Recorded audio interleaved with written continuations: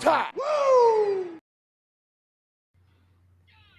Ladies and gentlemen, Sports Dynasty NFL presents the AFC East Shakedown.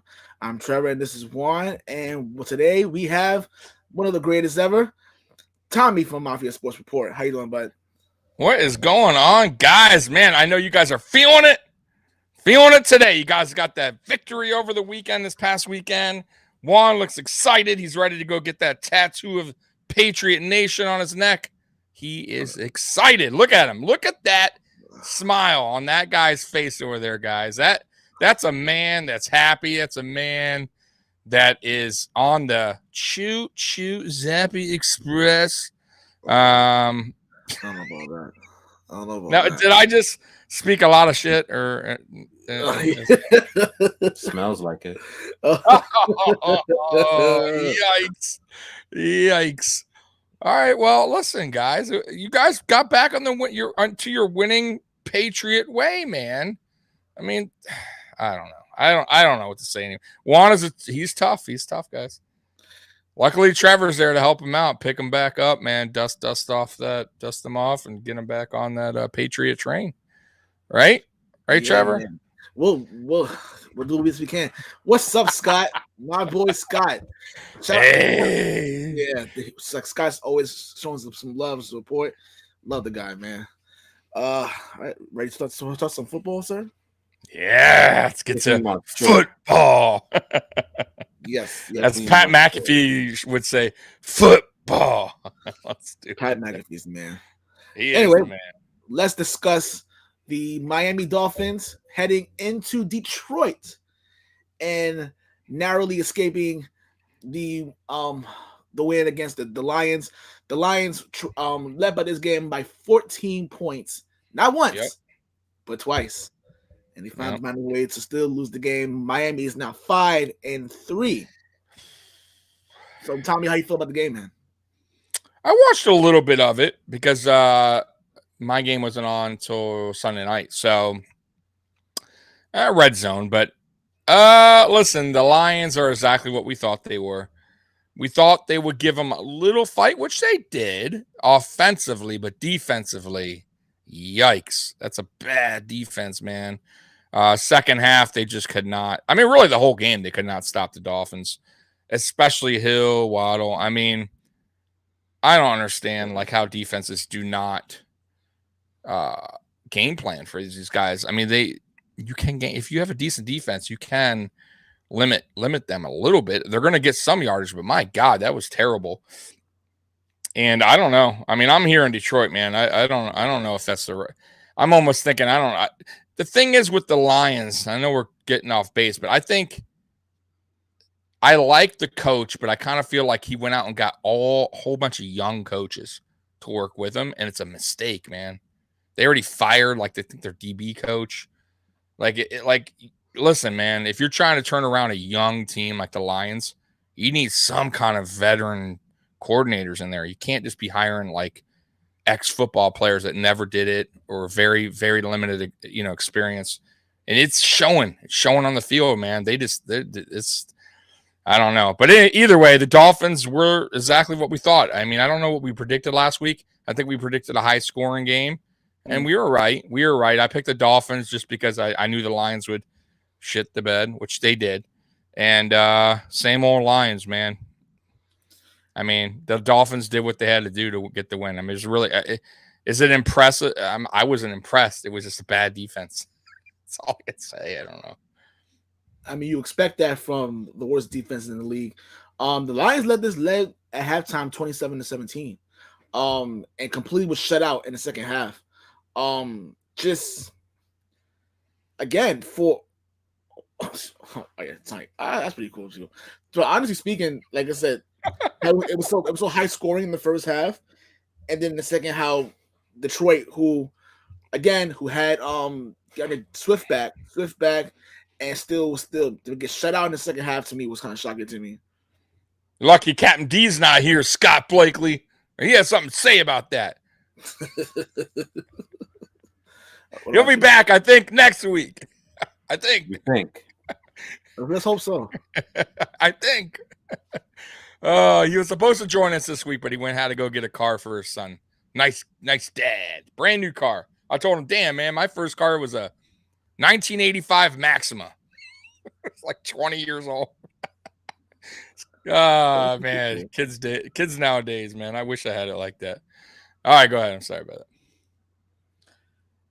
that. Are you guys the Usos? Did you miss the O, or are you just the us? Us. So we have no problems from last week talking about they want a name a certain way. I'll just put us. Uso. I didn't notice that right now. Oh man. All right, Juan. Earlier round. All right, Scott. That's really nice of you guys. Thank you, boss. Scott's the man. All right. So the story of the game is that the Lions put out 27 points in the first half, and then that's it. Yeah. Score 27.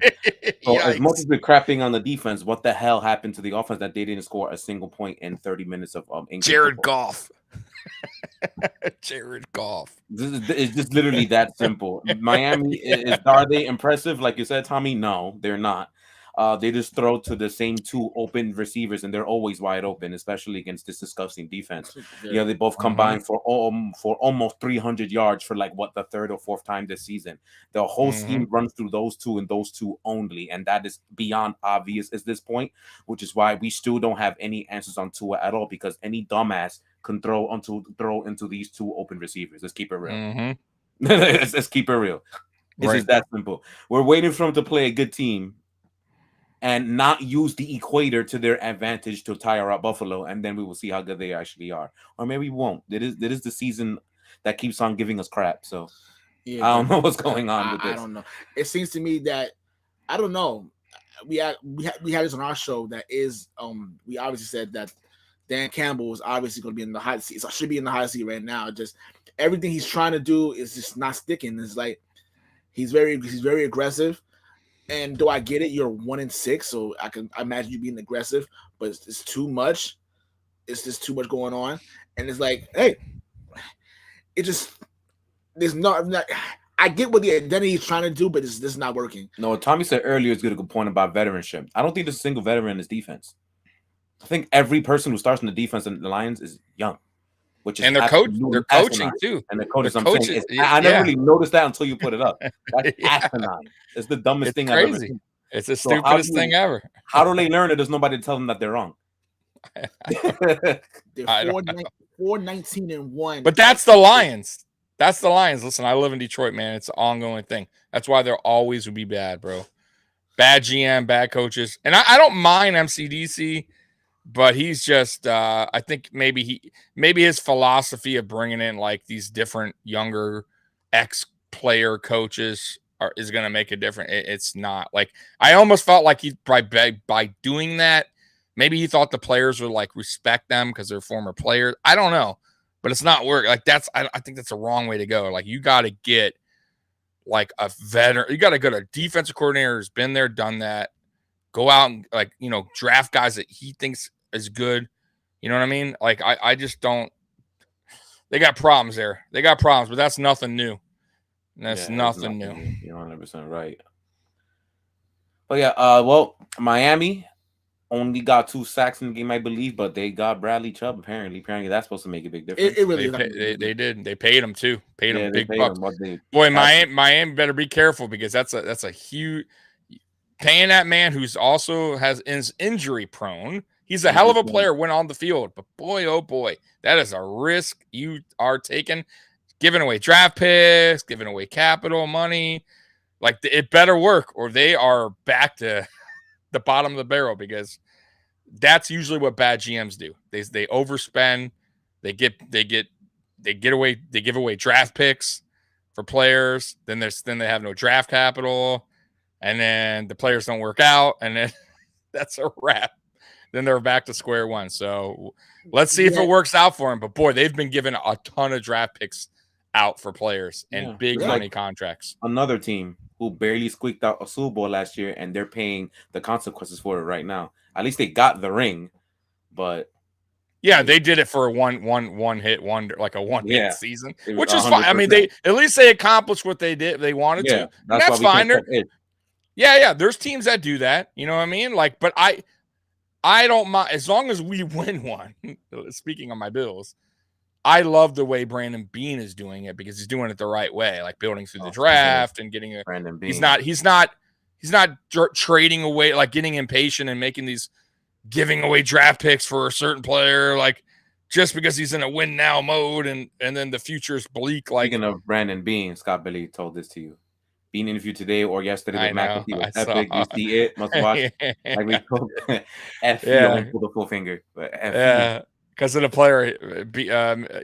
What's his name? McAfee loved Hines, so it is what it is. I think I don't think Hines is going to be like a stud for us, but I think he's going to be. I think he's a good addition. I think he fits the system and what we want to do. He was the McKissick even better, like because McKissick can't do the kick return and punt returner like Hines can. Hines electric, man. That's one thing we were missing. Really I love Singletary, but he is electric when he gets the ball, and Cook isn't there just yet.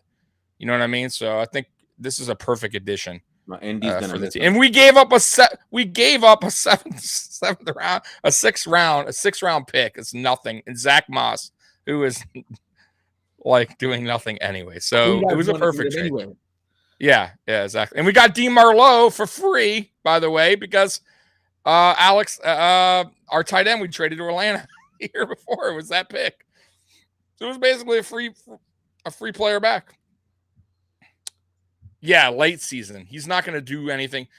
Listen, I still think he'll be limited. Devin Singletary, you're going to see, I'm telling you, man, he's going to get in about 15 carries now. I think Devin Singletary finally will get that lead role, and he'll get the carries. But Hines will definitely play. He'll catch on to the playbook later in the year. And I don't know if he'll make a drastic improvement to the team, but he will. He'll help the team out. It won't be drastic, though. I don't think he's like a game changer or anything like that. At New Jersey last week, New England went. Hey, New Jersey, the Jets. The New York. And you guys went there? You guys went to the Jets game? No, we didn't go. We were supposed to go, but we didn't go. We decided to go this year.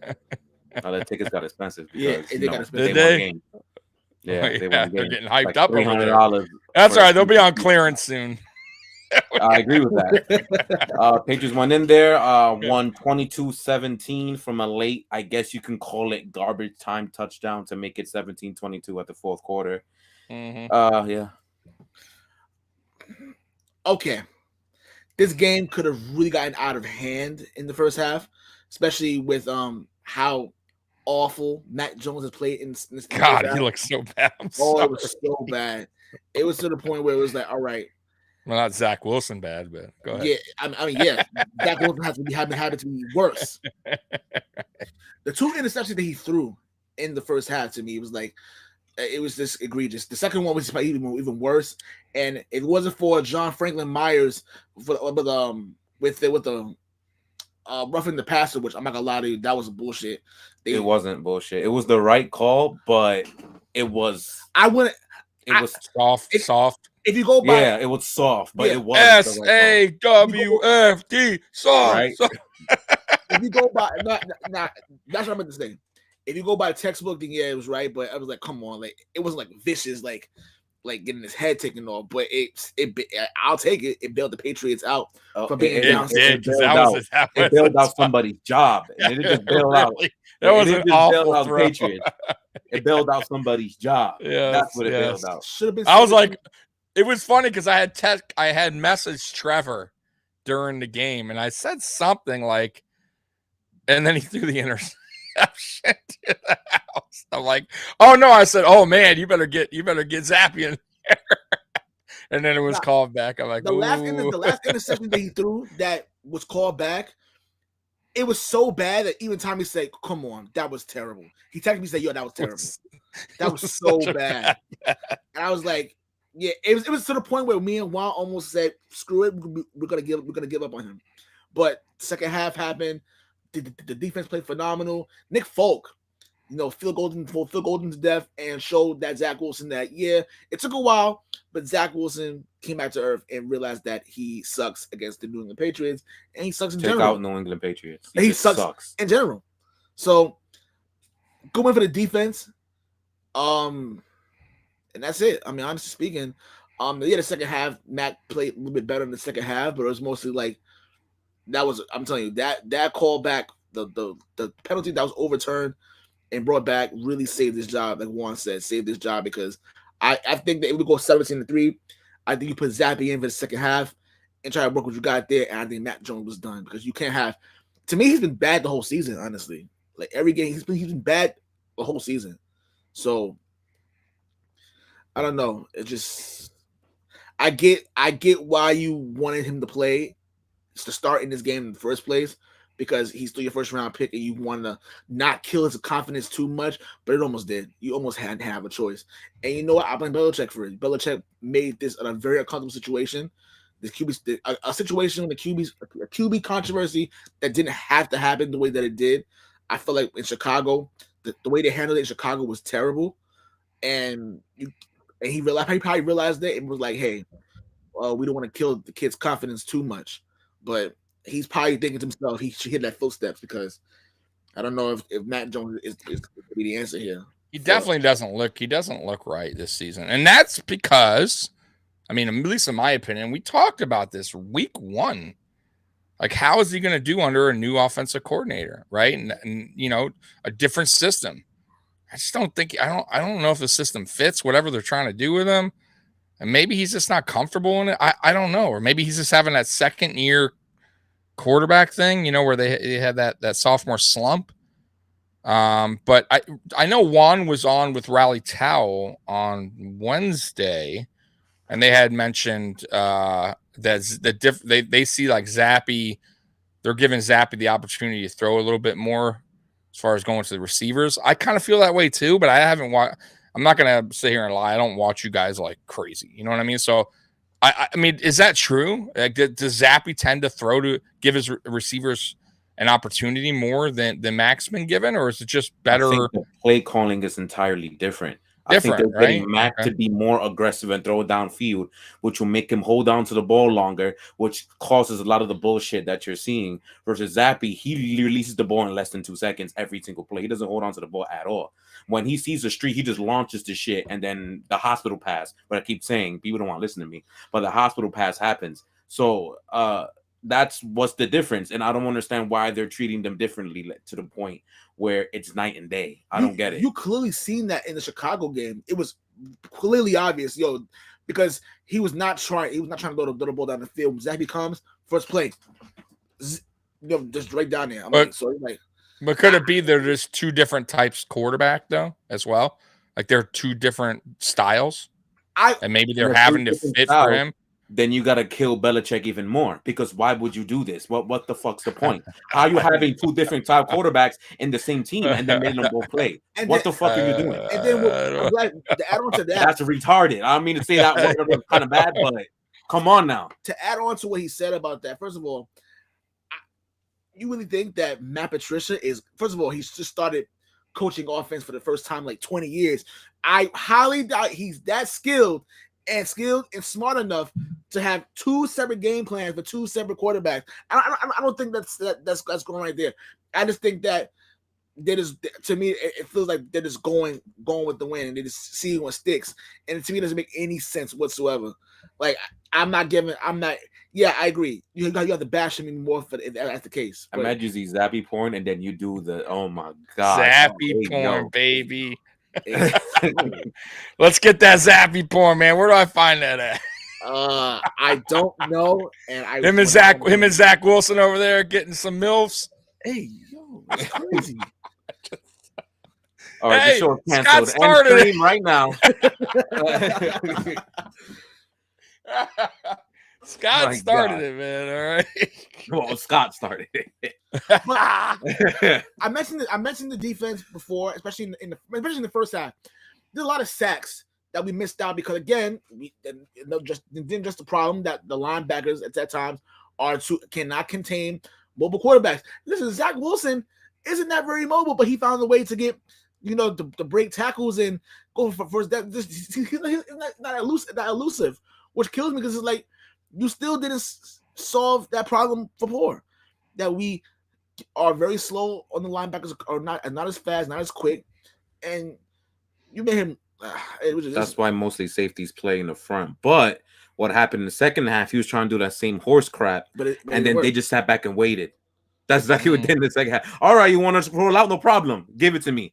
Boop, intercepted. That's all. So they were never thinking about Zappe coming in. I mean, was he ever warming up on the sideline or no? Not that you guys saw. I don't think so. Okay. Well, I mean, at least that's a good sign because it wasn't like Mac was tearing it up and they stuck with Mac, right? I was a little worried for you guys at first. I was thinking maybe this is going to be a trend, that in and out. Let's try this. But maybe it was last week more of a, he thought an ankle. Maybe he just wasn't feeling it. Maybe. Thank you, because I thought that Mac should have started for the first time this Sunday at home against Indianapolis. Zappe should have played the last 2 games fully. Why, if you have a good backup and have a good game plan for him game by game, why rush back your quarterback? Why don't you just let him be 1,000%? He can run around, do whatever he needs to do healthy, and then bring him back at home against a bad opponent, not on the road against a division opponent who was 5-2 at the time. How about bringing him home against, you know what I'm saying, against a really lackluster opponent at home, not in prime time, like in Monday night, just on a Sunday at 1 o'clock, let him ease in against Indianapolis. Then he has a bye the next week. He can get even better, and then they'll go ahead and play the Jets the week after. I think that's how it should have happened. But I don't know, man. What do we know? That's a very You'll find out how comment there. Doesn't McDaniel look like he drives an unmarked white van full of candy? Oh my God, Scott. Now on the Jets side, you might be back, by the way. On the Jets side, that Jets defense is actually still very, very good. I enjoy watching them. They do the opposite of what Detroit does. They got young people there, but they still got veterans, like CJ Mosley and company, who knows how to run a successful defense. Coaches, exactly. Mm-hmm. So they know what they're doing, apparently. The complete opposite of Detroit. And that defense is shunning on all cylinders. Unfortunately, that's not going to make a difference tomorrow. But they're still fun defense to watch, no doubt. Offensively, that quarterback, dude, like that I thought it was obvious to me last year that he was going to be a bust, but Lord, he finally had to throw. Got 350 yards and 3 picks and nothing really to show for it because he's just embarrassing. Yeah, it's just terrible passes too.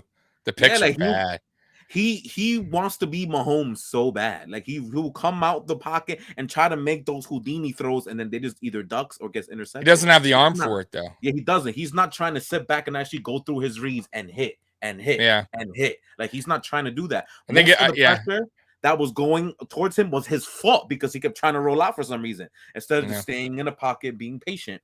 He's a little cocky though. I think that has something to do with it too. He's a little. He thinks he can do it, and he's learning quickly, or maybe he's not learning yet. That NFL defenses will eat your ass up. You know who was doing that? They're good. A lot of the time, Mayfield was doing that in Cleveland. He was doing just you see where Mayfield's at today, right? Exactly. Back up for an XFL quarterback. So what's that say? That's what's happening. I don't. Easy bust, dude. I was like, you Jets fans, you can be happy, but if I was you guys, I wouldn't be happy because I know what's coming in the future. Imagine this. So for the Jets, so that's 2 busts potentially, because I'm not going to say until after year 3. That's 3 busts in 13 years, including Mark Sanchez. Who was the third? Who am I missing? Including Mark Sanchez. Mark Sanchez. I'm sorry. Okay. But you want to know what's funny? Geno Smith, who was a bust kind of for them, is now doing good in Seattle.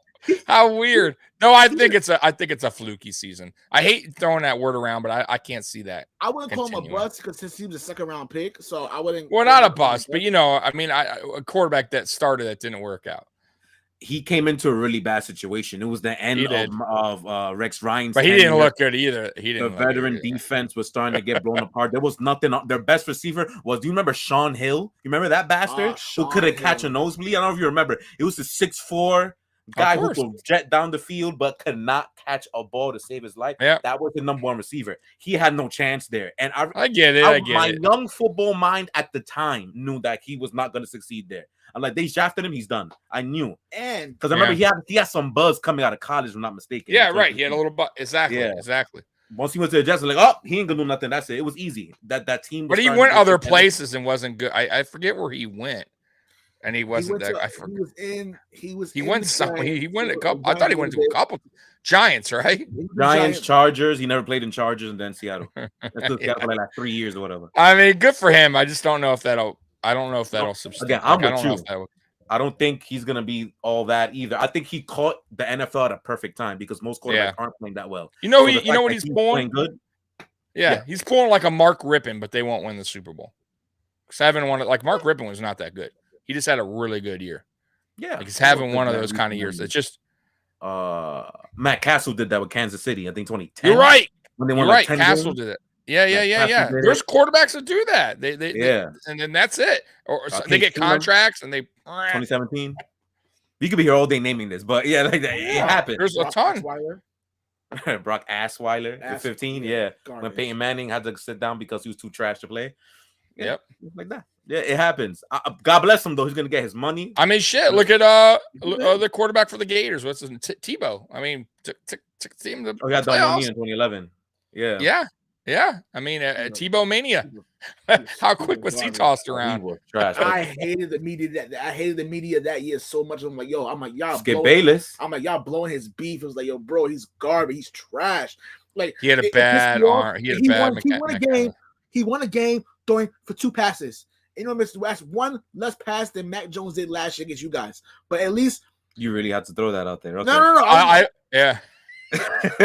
wasn't trying to do that. But at least Mac Jones. No, I get it. I will say he was one of the best college quarterbacks though. Like he fit that. Absolutely no question. Of course. He was and I hate it because I'm a Hurricane fan, but he was really good. He fit that system perfectly, man. Like college, but when he got to the NFL, quickly learned that his style will not work. Yeah. Him for this first round pick. Thank you, Josh McDaniels. He's a great guy. I mean, Ron, Tim Tebow was a great guy. Oh, dude, yeah. I don't care. Like if he was smart, they would have done the Taysom Hill thing with him. Yeah, way early on. Get it? You know what I mean? But I think maybe he was just so caught up in being a quarterback. Maybe they tried. By that time it was too late. You know what I mean? But if they would have, trust me, he would have killed Hill. Like, bro, if Tebow was today, I think he would be way better than Hill. Way better. I agree. 1,000%. Faster, bigger, bro. He was like, bro. Tebow was a solid dude, bro. He was not easy to take down. Player. Speed. Yeah, he was exactly. But if you wanted to throw, you could just like Hill. He could throw it here and there on a trick play or something like that. Like, you know what I mean? So, but he just wasn't willing to do it. By the time he was terrible. He went to tight end. He got jacked up. Who was that for? I forget what team that was. Jacksonville. Last year. Jacksonville. That's right. For his old coach. Urban Meyer. Yeah. Urban said, "Oh man, I gotta let you go." Yeah, it was so bad. Yeah, it was bad. Oh, your game Sunday night, Green Bay, your house. You beat them in a half. We beat them in a half. That's all I saw. I didn't see that second half at all.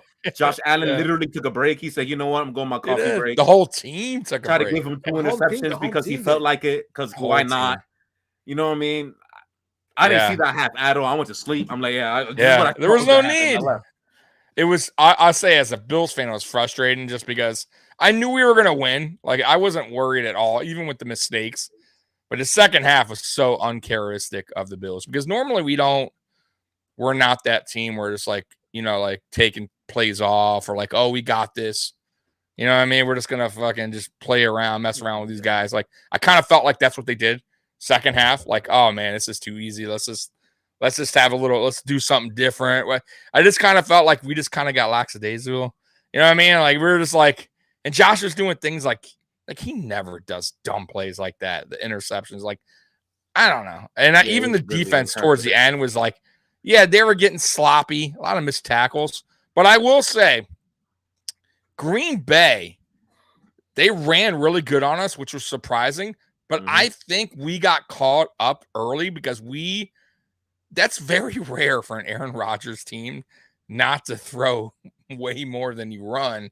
And I kind of think our defense was caught off guard because I think they thought, hey, it's Aaron Rodgers. And I kind of think at that point, there was too late to kind of like, I think they just got out of the funk for some reason and just kept thinking Aaron's going to throw. Aaron's going to throw. He's going to throw. He's going to, and it never really happened. And they just kept building these yards on us, and the missed tackling was bad. But I will say this, though. I kind of feel like as the game went on, Leslie Frazier, who's brilliant, probably was like, you know what? They're killing their own time. Yep. I was about to say that. They're not scoring. And we're already so much up. Okay, let them run. And I kind of felt like that's how the game went. Because really it was like, you're bro, if you were going to come back, that's not the way to do it.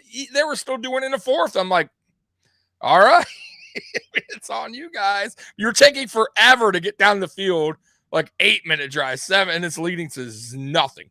I think they had one touchdown, really nice pass, which was it was a hell of a throw, hell of a catch. Other than that, just a very young team, that Green Bay team, and he doesn't have much to work with. But that's on Rodgers too, man. I'm just saying. But no, that was no, and the game was never in doubt. Like that, I knew there, but it's a lesson learned for these players. You cannot go against a better team and you're up like that. You can't take foot off the gas, man. Go do that against the Chiefs. You're up 14, boy. That shit will be like you're down 3 before you know it. I mean, like you can't do that. You got to keep the momentum going. Because boy, I tell you, the wind the air can be let out of the balloon real quick, bro. If you're not paying attention, especially in football. So yeah, I mean that's what I took from the game. There was just some sloppy play. I kind of felt like the whole team just kind of, even the coaches, even Ken Dorsey was calling some weird plays at the end. And I just think maybe they're testing things out. I don't know. It just was whatever. But I wasn't terribly mad. We won. We killed them, and we would have beat them by more if we would have actually played the second half. My Golden State Warriors in the Justice League days. That's the team when they had Kevin Durant. What they would do when they're beating the living crap out of somebody is that they would literally call their own plays and practice. Steph will start doing half court stuff. They start doing all this other shit when they're beating the crap out of somebody. That's basically what y'all were doing. The most in my opinion, disrespectful thing in the world too. I remember those times. You had Draymond Green calling plays. Yeah, in the huddle. You know who plays good? Speaking of Pistons, who are terrible again, beat the Warriors the other day. But that's because the Warriors are like, they're not gonna. They're terrible. For some reason, the Pistons beat them. Like it's like, because there's no way a Warriors should beat us 99 times out of 100. Scott's not trying to hear that. He's like, you have to learn to bury teams. I agree. No, I never said that it's acceptable. I just said, hopefully they learn. But I will say this too. It was a bye week. We never Bills, even though Sean McDermott's now, I think 5-0, 6-0 off bye weeks. Our teams always come out flat, bro. It's so weird. And maybe that's just that 2-week lapse. You know what I mean? Very possible, because if you look at last season, we came out super flat against the Dolphins. We wound up winning, but then we lost to the Jaguars the following week. Like we were all out of sorts. So I'm hoping Dolphins game. Y'all beat the hell out of Tua, right? But the defense kept it close. It was that game. It was close for a minute, and then we pulled away in the second half. Yeah, that's what I'm saying. And then the Jaguars, we lost like 9-6. Tua the entire game. That's what it was. I remember that. Yeah, that was that game. Yeah, bad game. And I was like, but we won. But then you saw the Jags game. It was like we just got caught up in this like terrible like bye week momentum swing that just went down. So I'm hoping that we got that shit out of the way against the second half, whatever we were doing. And we don't let that happen against the Jets, because I would be furious. I'd be so mad, bro. We didn't come out flat. We played well until the flat tire in the second half. That's the concern. But see, I don't know if that's that. But like I said, the uncharacteristic things though, that could also be that 2-week. That little, like a little sloppiness, because we did play a little sloppy. The missed tackles were all night, Scott. That wasn't a second half thing. That was all night long. That's probably a little bit of rust, that bye week rust. We don't miss tackles like that. We're first in the league against the run. You know what I mean? Like I like the running backs, but that's not like Derrick Henry over there. You know what I mean? Like there's no excuse to, for them breaking tackles like that when they're caught up in the backfield. 2-3 guys, the guy's still getting 3, 4, or 5 yards. It can't happen. That shouldn't happen. And in the second half, I thought it was just more uncharacteristic. Just like I said, just thinking the game's in hand. And, that's it. Not respecting your opponent. I think that's kind of what they did, man. I don't know about the defense necessarily. I thought the offense did it more than the defense. I thought the defense played well throughout the whole game, except for the missed tackles. It's the only thing. That's it. I think they were caught off guard by the running. I thought, like I said, Aaron Rodgers. You do not see that often, guys. Aaron Rodgers' team go to the run more than the pass. It's very rare, bro. Very rare. Are we done? Because I'm bored. Yeah, bored of Bills talks. Not because it's Bills talk, because you beat the hell out of them. So what's there to talk about? That's what I mean. No disrespect. Yeah. Good luck to the Packers who've lost 4 in a row. Yeah. Yikes. Awards. Oh my. Awards. Oh, brother, this guy stinks!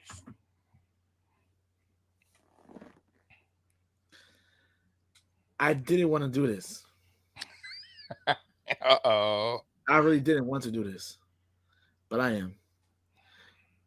Though he played better in the second half, that first half was damn near unforgivable. Mac Jones.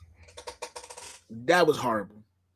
Mac Jones has not played well in any game, in any facet at all this season. Every single game, it seemed like it's just terrible. But in this game, I feel that he knows the pressure's on him, and you can tell that he's never had that type of pressure on him as far as in his football life, because he's in Alabama. Did well in Alabama. He didn't have to worry about no one coming after him, coming from behind him, that's for injury and stuff like that, for bad play. But now he's realizing that, all right, this Billy Zappi here is not gonna knock on the door. He's coming around. The fans in New England, they like him a lot. The more he plays bad, especially in a home game, they're calling for him. So he probably realizes he's feeling the pressure. And right now, I don't think he's handling it too well. He's doing the best he can, but yeah, I have to give it to him. Last week he was terrible. Terrible. But Zach Wilson happened to be worse than him in the second half. So Zach Wilson, bad. Mac Jones, bad too. The offensive line, they allowed, I believe it was 6 sacks, yes, in that game. Yikes. That doesn't help your struggling quarterback when you're allowing pressures like that. When he has to escape because you guys can't hold the block, because he's been doing that pretty well apparently the last 2 games he's played. He's playing pretty good running back. When you have your guy struggling like that, you gotta stand ground, and they haven't been standing ground the last 2 weeks. They were missing their center in David Andrews this game, and is gonna missing him tomorrow too. Their right tackle position is just an absolute flux. They have a freaking 40-year-old guy that used to play with New England and won Super Bowls in New England before, playing right tackle in Marcus Cannon. So the offensive line isn't doing very well in the injury front, and they're not playing well regardless. Albeit that is a good defensive front in New Jersey, but still, stand ground. 6 sacks is too much, and that doesn't even include the pressures. Yeah, it's a lot, bro. I didn't realize it, guys. That is a lot. All right, mine is Gabriel Davis, who I absolutely love, but got caught up in the emotions, got a stupid penalty when we were driving, put us back at a punt. Didn't do good either. The Green Bay Packers were chirping all night, guys. And that second half, they were chirping all night. And that second half, they were chirping some more. I kind of felt like that was their game plan in the second half, was just to get under our skin. And Gabriel Davis got caught up, man. He got let them get under his skin. He did not play his game. He did stupid penalty. By the way, they got a dumb penalty too in the game by pushing one of our practice squad guys. Guy got kicked out of the game. Dumb. But either way, Gabriel Davis, come on, man. Like you can't get caught up in that, man. You can't let a player get under your skin where it affects your game. So I'll have to boo him because of that, and he just didn't really have a good game. You mean the guy stinks? Gabriel Davis? Yeah, Nah. the guy stinks. No. That's the award name. Stinks last week. Yeah, he stinks last week. There you go. He stinks last week. We ain't in other places. We in Sports Dynasty. You're right. The guy stinks. He El Stinko. I'll take that. The El Stinko. That's funny. I'll take that. Now, the positive version of it. Hey. Brooklyn, acknowledge me.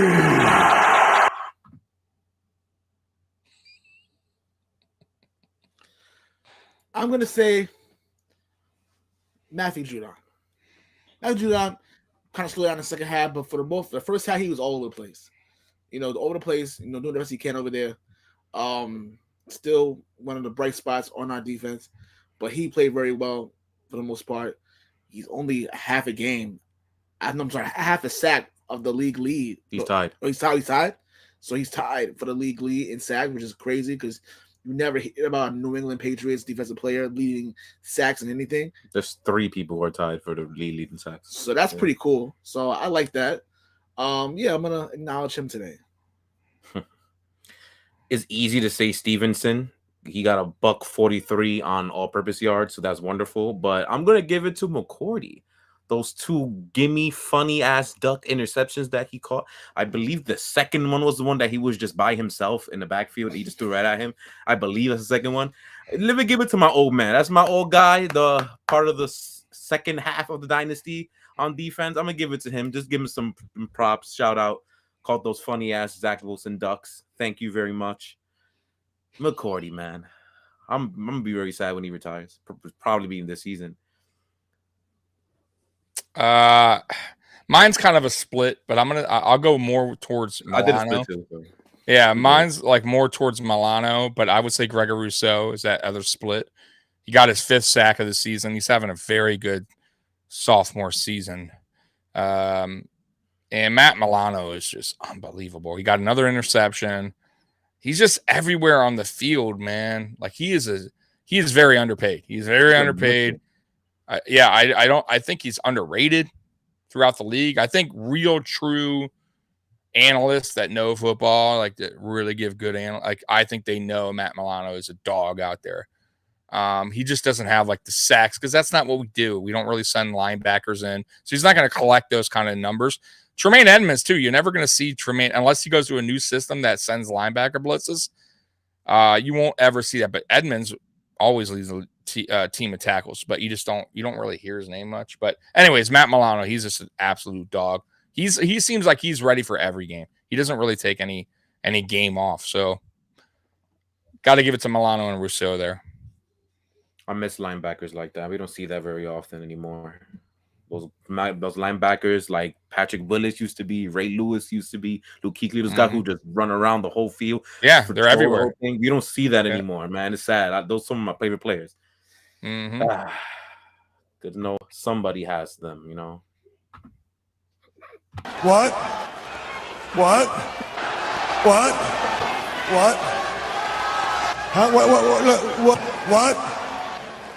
What? Did you say something? What? Oh, Steve Austin. Hey, Beth in the building. How you doing, Beth? Hey, Beth. Do you have something for your segment today or no? Or are you taking a break? Well, I mean, you're gonna take one next week, so. I think I have one, but I'm trying to see if it doesn't go. If I have it in my head, it doesn't really. Talking about his epic rant, the rant. Yeah. If it doesn't flow the way I want to, then I might skip it. But I'm still thinking of one right now. Like I know that a lot of things happen. So then I'll save it for the end of the show. Then. Yeah. Just like we usually do. So this is just the what's up with that, or the what? Okay.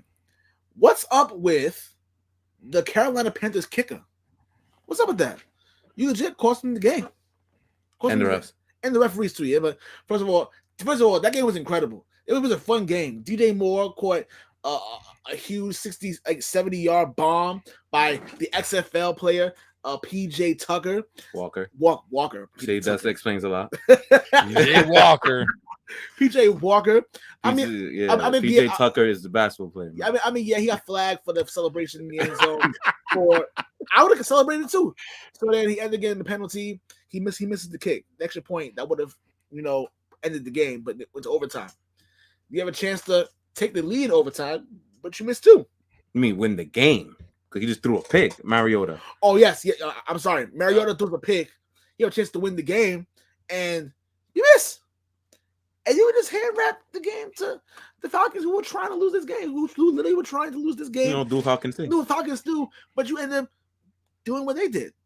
And then you know what, they're 4-4, but that really sucked. Like, come on, man. Like you have to make these big kicks, man. If you can't make pressure kicks, then why you're in the NFL? Get out. Get out. Amen. Many names you can go through history with that. Oh, what's on? Mine is the 2021 quarterback class. So I guess nobody is trying to look good, trying to get paychecks, trying to be a franchise quarterback, because Trevor Lawrence is hilariously embarrassing. He just loves to turn over the ball in the red zone. I don't know why he has that. I thought he was going to be better, man. He been giving excuses about Urban Meyer. Like, not what Urban Meyer got to do with this year. He got a much better coach. He got better players around him. Oh, he does. Yeah. So why do you look exactly the same as you do last year? I don't know if it was all Urban Meyer, man. We ain't gonna talk about Mac. We just throw Mac Jones all the time here, so I gotta talk about him. Trey Lance, we don't know nothing because he broke his damn ankle, so we don't know nothing about him. He was trash before he got hurt anyway. Who am I missing? There's one person. Davis Mills. Justin Fields is okay in the last 2 games, but before that, he was absolutely dreadful. So we'll see what happens. He plays Miami. Actually, we'll talk about him in a minute. And Davis Mills, he's just screwed in Houston. Houston, we have a problem. Definitely comes in right now. This class ain't looking very good, and it was very hyped, very hyped. I think Mills may be the better of all of them. I'm being honest with you. He at this rate, which they just haven't. My point. Yeah, Houston's just such a bad team, bro. They're just a bad. I mean, I don't think he's that. He makes some stupid mistakes, but I mean, I thought he was the best quarterback last season. I thought he was better than Mac Jones, in my opinion. Now, Mac got you further, but I think that's because you have a better team, better head coach, better defense. You know what I mean? But that doesn't always make your quarterback awesome getting you into the playoffs. We talked about this. It means nothing. There's many reasons you can get into the playoffs. Because you agree when there is no difference. I'm assuming that's for Trevor Lawrence. Yeah, there's no difference. All right, Tommy's you. Jeez, I don't really have. I'll just say the defense, the tackling. What's up with that? It was bad, just bad. Can't have that happen again moving forward. Other than that, I already said Gabriel Davis for the for the El Stinko award. So I'll just say the defensive tackling as a whole was just dreadful. So I'll just boo that. I'll do that. What's up with that? Not prepared. Miami will going to Soldier Field in Chicago, Illinois. They are favored on the road by 4.5 for the betting people out there. They are favored by a lot going in there while having, I guess, a shootout, or I guess you can call it a comeback win against the Lions, which is probably, I'm surprised no one's calling it that. It is technically a comeback win against the Detroit Lions. Pretty damn sad. Yeah, it is. What we got to say about this game coming up? Miami at Soldier Field. I think Miami gonna win this game. So win this game overall.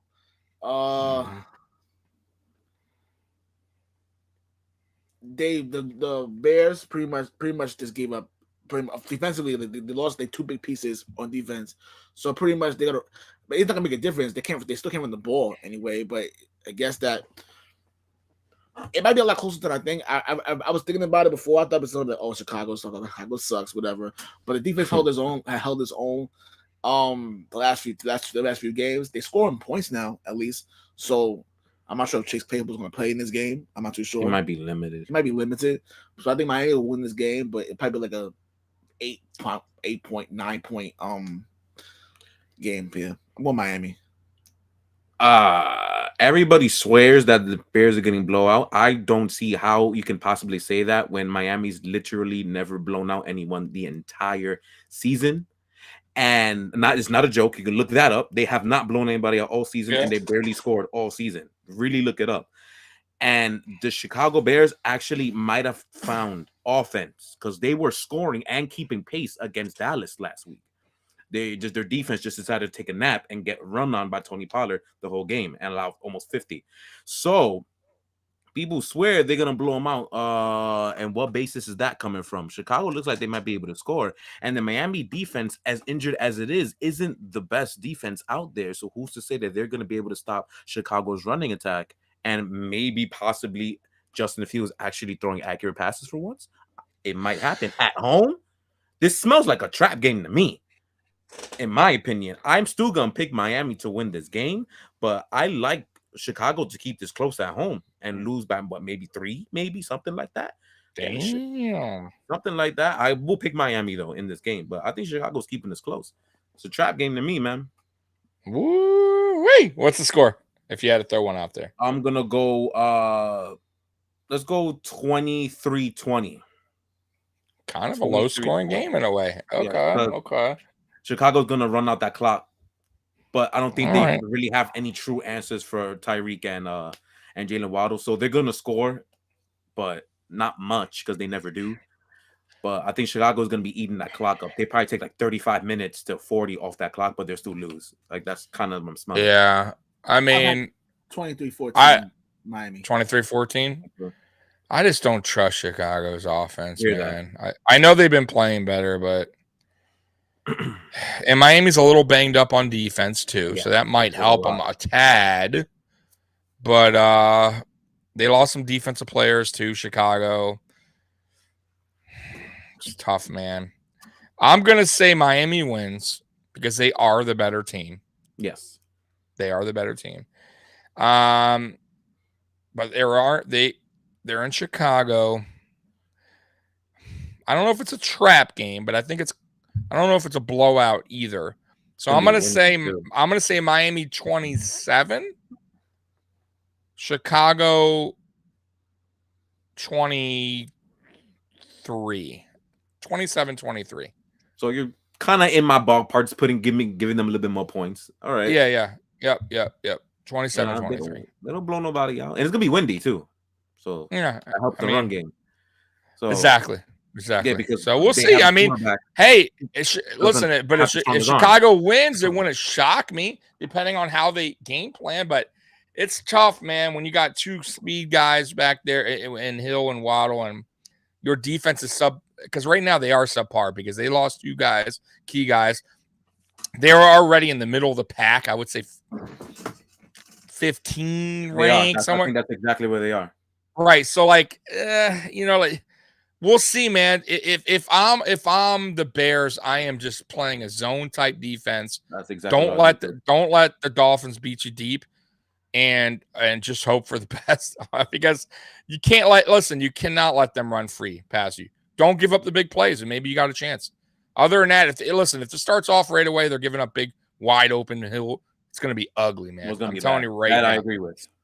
If they cannot, if they get sloppy on defense and just let Waddle and Hill run past them wide, it will get really ugly really quick. Because the problem with the Bears is their offense isn't good enough to counter. Like if Dolphins are scoring at will, it's over. The Bears don't have an offense to counter right away.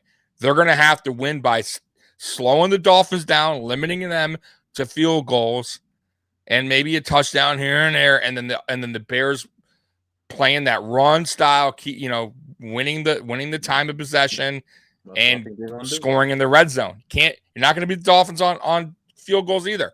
So that's how I see it. But man, I don't know. We'll see how the Bears game plan. But you have to, because I don't know if it's so much to it. I think it's more just you got an electrifying player, and Hill and Waddle is turning into a much better player than I thought he was. And speed is everything. So you got to control those guys. Knock those guys out, at least one of them. Like if you look at the Bills, when we played the Dolphins, we knocked Hill out, right? Hill wasn't really a factor.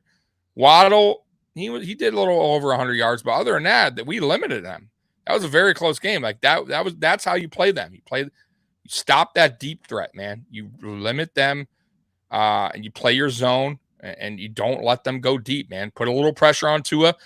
You know, the thing about Tua too is he's a pocket passer. He doesn't get out to the outside and run. So you don't have to worry about Tua getting to the outside and killing you, scrambling. That's not what he does. So bring your 4, bring everyone back, man. Play your linebackers back. Just get a zone defense and hope for the best. But I don't know how the Bears play defense, but that's how I would do it. And hopefully they stop that deep pass from going, because that's how they'll kill you. That's how the Dolphins, bro. The Dolphins get quick points off those types of plays all year. That's easy plays to Hill, Waddle, wide open. I see it all the time. It's frustrating as hell. I'm like, why are the defenses just letting these guys run by him? I don't understand it. So we'll see. Colts going to Foxborough.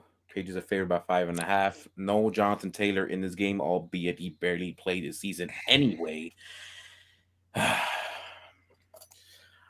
I'm gonna say New England wins, but it's gonna be low scoring as well. I'd say 20-13. Possibly. Rookie quarterback too for the Colts, right? Yep. What's his name? Strazzy. What's his name? Sam Ellinger. Oh, St. Ellinger, right. Yeah, so I don't know much about him. I'll be honest with you. Nobody knows about him. I think that, which is perfect for a Belichicking for him. I think he's gonna make him look really, really bad. Normally does. He normally does against young quarterbacks. Mm-hmm. But whatever. But I think he's gonna completely neutralize him, make him force bad throws. It's gonna be maybe make it ugly, but again, our offense just can't seem to get it going, honestly speaking. But it probably won't even matter. You have a really bad Colts team. No Jonathan Taylor. Hines is in Buffalo, so is Marlon Mack even playing? They got Zach Moss, baby. Zach Moss. Moss. Who cares? That makes it easy for the Patriots then. It's easy for us. You know, I forgot Marlon Mack wasn't even on this team. How irrelevant the Colts are right now. So I'm going to go 20-13 New England. It should be great defensive game for us. But then again, you can't sleep on the Colts defense. Colts defense is actually really good. Which is what's going to start my point. They keep him in games. I think they're above halfway mark actually on defense so far this season, almost top 10. That is a fact, but that's not what matters in this game. Is the fact that I will trust Nick Folk is probably going to be the MVP of this game. Is going to field goal them to death. Is going to be what game I'm comparing this to is last year's game against the Carolina Panthers, where their defense actually was getting a lot of pressure and doing a lot of good work against New England offense last year, but they wind up losing like 24-6. Sam Darnold was horrifically bad. Yes. But here is the X factor. The X factor here for the Colts is that Sam Ellinger. I don't know if it's Jer or Gur. I don't know which one. Who gives a shit? Yeah, true. He's actually a mobile quarterback for what I hear. And you already know how Belichick is with mobile quarterbacks. So that's usually a good thing for the Patriots. But because he's mobile doesn't mean he actually could throw the football. So we're going to find out. From what I hear, he wasn't that bad against Washington last week, but he couldn't score. So I'm guessing the same difference is going to happen. I think Barmore might be coming back in this game too, which is a freaking godsend. Yes. Because now there's going to be interior pressure in the New England side of the ball on the Colts offensive line, who's completely deteriorated. It's not anywhere near as good as it used to be. Especially on the right-hand side. So Matthew Judon is probably going to be the defensive X factor of this game, trying to keep him in the pocket and then destroy him from within. Now that Bomber should be back, I'm guessing this game is going to go around maybe 20-10, something like that. Like, I don't see them scoring more than 10 points. I don't see New England scoring more than 20, if in that. Colts do have some secondary injuries though, so maybe Jacoby Myers might actually take over this game. It's a possibility, and he wound up being the reason why Nick Folk kicked like 5 field goals in this game or something like that. But I got 20-10. This is a bad week, boring bad week. I got a total blowout, and I got you guys winning. I got you guys scoring more points because I think your defense on a rookie quarterback is going to create turnovers and easy touchdowns for the offense or easy touchdowns for the defense. So I don't have you guys scoring low. strictly because of who you're going against and how bad their offense has been, and their rookie quarterback. And you're in Foxborough. There's so much going against the Colts right now, and no Jonathan Taylor. Like, so much going wrong for the Colts right now, and your defense is still good, and you still got Belichick. Now your offense, not the greatest, but you're finally starting to get Stevenson more involved. If you guys get good field position, which I think is going to happen because of the turnovers, that leads to easy points. I don't think this game's close, man. I'm going to say 31-13. 31-13, and I'm being nice on the 13. They could have 31-9. Like, I mean, I don't think I just don't like their offense at all. The only way you guys lose this game is like a Bears type of game where you just don't come to play. I don't know what the hell happens. Like, you just toss your hands up and go, I don't know. I don't know what happened. Like, that's the only way you lose this game. It's the only way. I would be shocked if this game comes down a close score. Like, I just can't see it. I see multiple turnovers, just like I said against the Jets. Multiple turnovers, which would lead to points. And it did. It did. So, yeah, man, I don't think this game's close, bro. I think you guys blow them out of water. That can happen. It happened twice already against the Browns and Lions. It's a total possibility to happen. It's just, I'll see it and I'll be happy, I guess. You know what I mean? By the way, I mean, my God, have you guys seen these standings? Like, some of these teams who are bad but are in first place or a game behind. Like, I mean, do you see the AFC North? How putrid that is, and how bad Cincy's been, and how bad Cleveland's in. Even, I mean, Pittsburgh's still a little behind, but those three teams still have a fighting chance. Any of those teams can win the division, and then you got the Colts with 3-4-1. I mean, they're only a game. They're only a game and a half. They're not even division. Oh my God. The AFC West is close. 5-2. Chargers 4-3. Close like that. Chargers are right there for the taking. The Chargers will find a way to screw it up. They always find a way to lose. I'm just saying, as of we speak today, it's those two teams are close. And then you got NFC East, Philly, 8-0. But look at Dallas and the Giants. So at least they're decent, right? And then the funniest division is the South. 4-4 Falcons and Spurs. Suck. They all suck. Tampa Bay 3-5. Saints 3-5. I mean, man, and then the NFC West ain't much better. Seattle 5-3. San Francisco 4-4. Once again, Rams 3-4. That could sorry. Who knows what's going to happen there? Now 49ers have gotten better, but Seattle's playing okay. You know what I mean? They're playing up to past their potential. So I don't know. It's a weird season, bro. Like, the whole season's weird. It did not go as everyone thought. No. Everyone thought the AFC was going to run house, man. And the AFC is not run house. There's some teams, Bills, Chiefs, fine, but that's it. That's it. Yeah, that's literally it. That is it. Everybody else is just see where it's there. Yeah, they're just there, man. The Raiders, how terrible. Like, I didn't have any faith in the Raiders, but I thought they'd play a little better. I mean, wow, bad. The Colts, bad. Like, I thought the Colts would play a little better. Nope. So it's like, man, Broncos, terrible. Like, it's just not gone as expected. Not at all, man. That is Raul from Sports Dynasty Basketball, also part of Bucket Foria, who goes on Mafia Sports Report and Sports Dynasty on Thursdays at 7 p.m. Eastern Time. Shameless plug. Yeah. Nice. I like it. All right. Yeah, this NFL is weird. Quality sucks. Hey, the parody's good, though. It's fun to watch. We're trying to guess stuff up all the time. Oh my goodness, Von Allen of Von Allen Sports. How you doing? Hello, bud. Oh man, go check him out if you guys haven't already. He is freaking awesome. Great guy. Now we have finally that game. Buffalo visiting New Jersey. The Jets. Ooh, okay. The New Jersey Jets.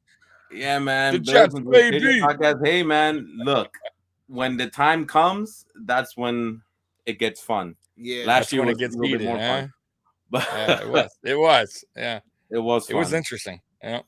Till the playoffs happen. yeah. Oh, Nah, he deserved that. You got about him first. Yeah. I got him first, so I'll take that one. I'll take that one. You got him. oh man. All right. Buffalo's favorite, how much? 13? No, it's 11. It went down. Crap. Yeah, we're down. They're only up favored by 11 at the Jets. Oh, what kind of bullshit is that, bro? Yeah. I think. Oh man. But who knows? Maybe Vegas was probably thinking to themselves, they may just beat the shit out of him in the first half. In the second half, they may just chill out and Probably like the Green Bay game. Don't give them Green that. Bay game. The AFC to me is probably a better division as of right now than the West. I do agree with that. Yeah. Excuse me. I do agree with that. The Denver and I'm from Oakland. I don't care. They're sorry, very sorry, and the Chargers are doing Chargers things. I'm waiting for them to fire the dumbass coach. I don't know what's taking them so long. Chiefs easily got that division in my mind. Easily, Yeah. They do. like, come on now. Oh man. Oh yeah, I understand. He's probably right about. Back to that Jets, whatever. I think. All right. So obviously, Zach Wilson is terrible. Is terrible. The Bills are one of the best run defenses in the league. So I don't know how you're gonna run the football, and you're gonna force this guy to force Zach Wilson to throw the football. It's gonna get very, very ugly. Like it's going to get so bad. No Vaseline. It's how bad it's gonna get. Yikes. Yes, Zach Wilson is gonna be crying to someone's mom after this game. So call Stifler. But anyway, that ain't the point. It's looking really bad. So I'm predicting 30-10. 30-10. And mind you, y'all could easily score 40 or more if you really wanted to. But something tells me they might say, you know what, we're gonna be a little bit more merciless. We're not gonna go too bad on y'all, but it's gonna be ugly. So I'm going 30-10 Buffalo. It should be more than that, just based off the fact that people were just laughing about how bad they looked in the second half last week. I want to be surprised this will be the first 50 burger that we've seen. Just follow what happened last week. That's all you have to do. Just make him throw, and you're good. They literally will not. And you guys are 13 times better. So there's no reason why you shouldn't put up 50 in this game. The Jets defense did allow one blip, I believe just one blip this season against Cincinnati, and you guys could spread out the ball the same way Cincinnati normally does when they want to play good with their receiving core. Diggs, Davis, that trash can y'all have, and the kid, Shakir, all those guys could spread out the ball the same way and do the same things that Cincinnati has the capabilities of doing. You should put up 50. I'm gonna say just 38 to be nice. But you easily could put a 50 in this game. The Jets, like I said, we said this, I think, last week. Their downslid started against it technically started against Denver when Breece Hall went down. But for the losses aspect, it started against the Patriots. It's time for them to come back down to earth. I agree. I don't know what you predicted, but I had 38-10. Is that what you predicted? I didn't give a score for the Jets. I said okay. I have 38-10, by the way. Yeah, man, I do not like Zach Wilson. I think he makes terrible decisions. Them losing their running back, Breece Hall, is a huge loss because really they're a scrappy team. I'll give them that. I think their defense is keeps them around games with turnovers, but offensively, they're having a rough time, especially with Wilson in there. And now you got Michael Carter. You're not going to really see the other running back come really get going probably until a few more weeks when he learns the offense. And their line is beat up. Yeah, their line's beat up. They have yet to face really well. Now they played the Patriots, but up until the Patriots game, they really haven't faced like a solid defense to put them in check. Now they're going again against the third-ranked defense, and their defense, for as scrappy as it's been, is going against the first-ranked offense. So it's not going to be easy. Listen, Stephon Diggs has been dogging the best corners all year. He's gone against good corners, Jalen Ramsey, Xavier Howard. I mean, he's gone against the best, right? And he's dogged them all. And I like Sauce, but Sauce is going to get dude. Gonna take. Oh my gosh.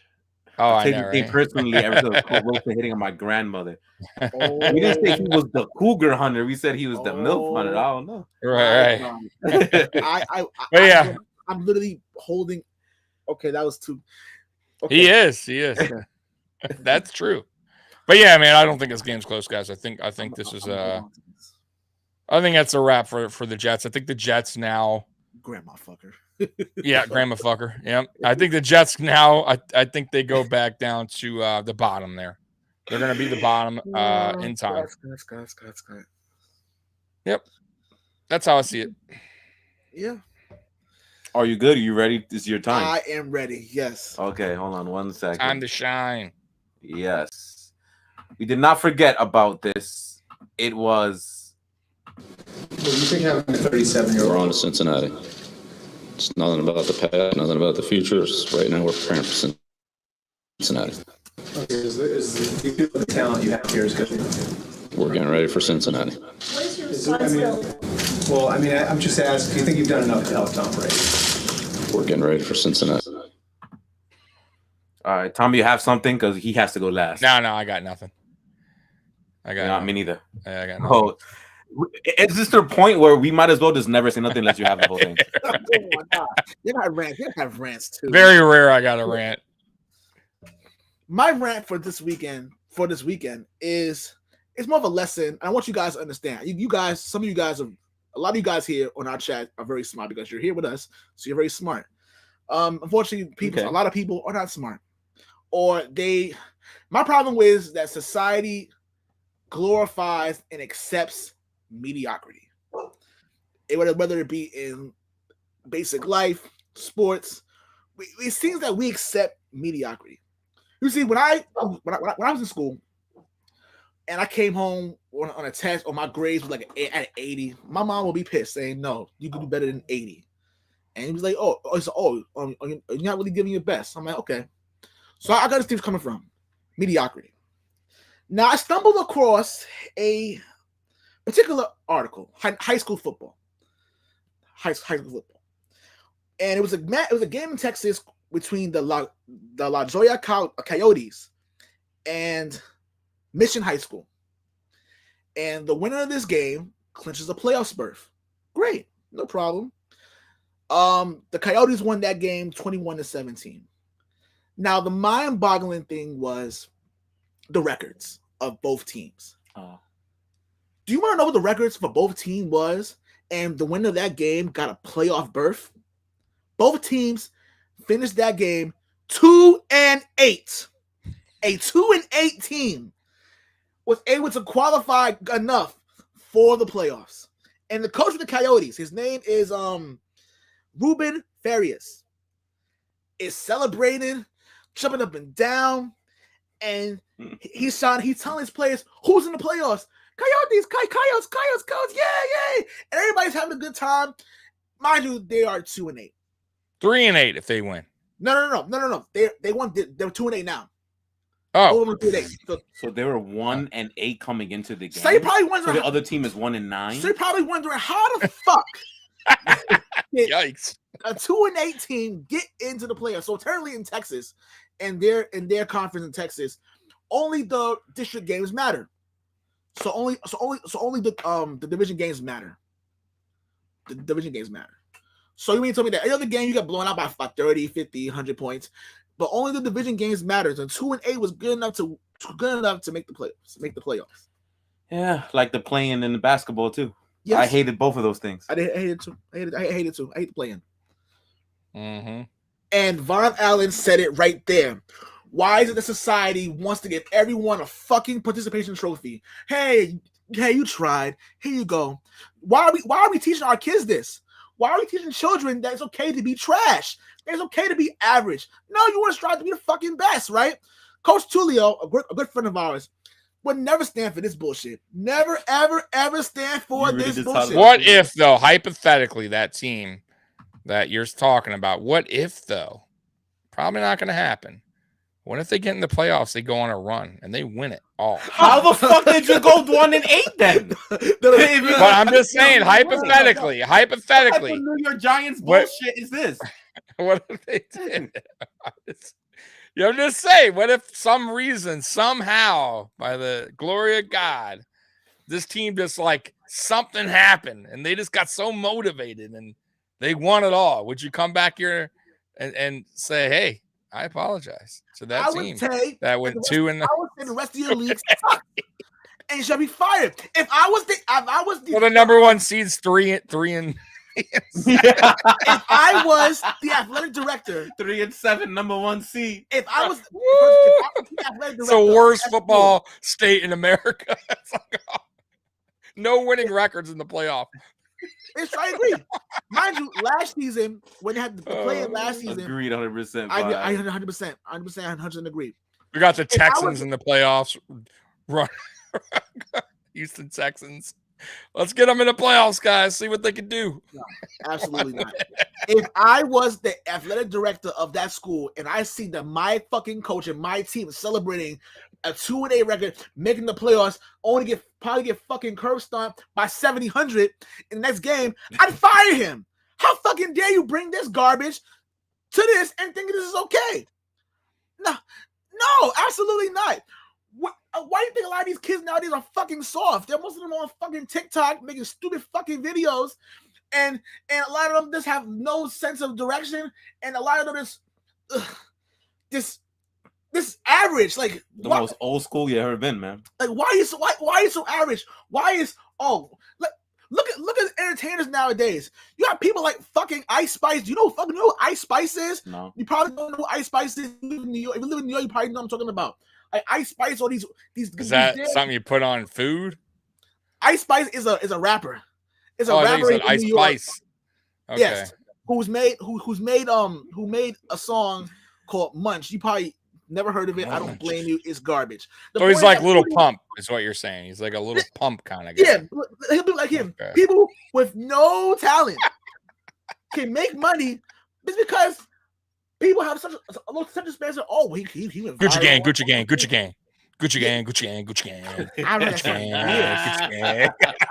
haven't heard that song in years. Jesus Christ. Vaughn, this is every week, bro. Every week. And the fact that people with less talent can get paid is fucking mind-boggling to me, when you have people like us who work regular jobs and who try their best to maintain Zappa gang. No? Okay. No. To be good citizens, to follow the rules, and people out of nowhere just get fucking credit for doing something dumb. Like, how many times you on fucking TV and people go viral on social media doing dumb shit? I could do dumb shit for free. And I've done a lot of dumb shit over the years. You'll see me get fucking famous. Look at the girl from Dr. Phil, the girl that was disrespectful. Cash Me Outside. Yeah. Oh yeah, Cash Me Outside. Cash Me Outside. The bitch has a net worth of $80 million. She didn't say the right word. Cash Me Outside. How she's rich? How she's a multi-millionaire, and she was being disrespectful on live TV and not using the right English. Either. Why do we teach our kids mediocrity? It's embarrassing. It's disgusting. And I don't like it. I don't like it. I hate it. I just feel. I wish that the world wasn't so fucking soft, like so fucking. I know you want to say stupid. I want to say it too. The words I want to say, I can't say it. I don't want to get canceled. Like so. I think it starts with an R, ends with a tard. Yes. I'm guessing that's where you want to go. So bitch made and lazy, disrespectful, and you're rewarded for mediocrity. It's embarrassing. This is why you're gonna see bad coaches in the NFL. Look at Josh McDaniels. He was trash in Denver. He's trash in Vegas. He's trash. He's a good offensive coordinator, decent. I'll give you that. But why do we keep giving bum ass people chances? It's ridiculous. I hate it. I it's so angry. It's just so fucking angry. Like everybody here. You good, man? No, I'm not. Obviously not. Obviously not. It's just society's so bad, and it's like everything has to be. We gotta cater to everybody. How about work for fucking once? Work. Get your ass to work. I'm so fucking lazy. Job. right. You hear me? Expecting a handout anywhere. There's a handout. Here's a handout like a fucking groupie. Like the guy at McDonald's every morning where I go to get breakfast. This dude literally, no joke. So you go around the corner, you order your meal. You just want to wait, get your breakfast in the drive-thru lane. You turn the corner, and this dude has the cardboard sign. Literally, dude, like 10 feet away from your car. And while you're waiting on your food, just to make you feel terrible. And I'm just like, and he stares at you, bro. He like death stares at you. I'm like, dude, you're putting a lot of work in every day coming to this McDonald's. You could probably get a job there. Like, hello. Do something. I mean, that dude's there for a while. You know what I mean? But yeah, bro. Every now and then want to go on TikTok, and this is terrible. It's terrible. I never had TikTok in my life, and I never will. I think it's fucking stupid. Hey, I got TikTok. I jumped over a box. See what I mean here? But anyway, that's my rant for the week. See what I mean? I went extra hard hard because next week is my 5-year anniversary with my girlfriend, so I will not be here next week. Oh. So yeah, I will not be here next week. So that was extra spicy. Excuses. No pun intended. Anniversary excuses. You hear that, guys? I've been here every single show. Anniversary excuses. I've been here every single show giving you guys the best. All my heart right now. I give you everything. What we want is we want a live.